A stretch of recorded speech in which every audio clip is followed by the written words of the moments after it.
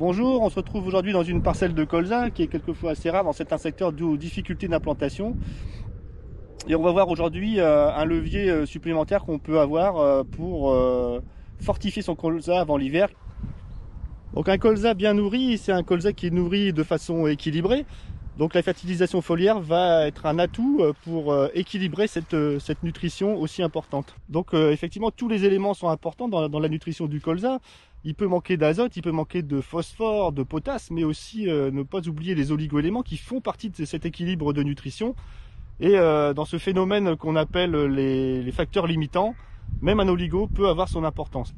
Donc le manque d'un seul des éléments a des conséquences physiologiques sur la plante, comme le manque de racines, un mauvais enracinement, une diminution de la biomasse et aussi éventuellement une mauvaise assimilation d'un élément principal comme l'azote, la potasse, le phosphore, parce qu'il manque un élément comme le molybdène, le bore, le manganèse ou la magnésie.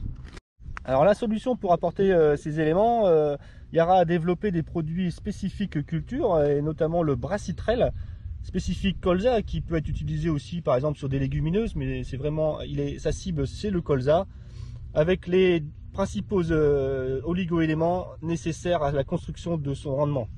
Stratégie de fertilisation, on oublie aussi des fois que les oligos sont très importants. Ils ont une synergie entre eux, une synergie entre les éléments principaux azote, phosphore, potasse, et aussi le soufre par exemple. On sait qu'on met quand même pas mal de soufre sur du colza, et il y a une influence aussi du molybdène.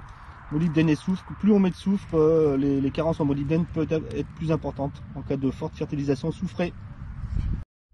Donc ce qu'on préconise le mieux, c'est d'en mettre 3 litres à l'automne, ici en ce moment là, à ce stade là, 6, 7, 8 feuilles.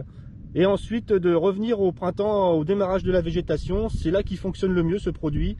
On a notamment des essais d'Atagri qui donnent jusqu'à 3% de rendement supplémentaire.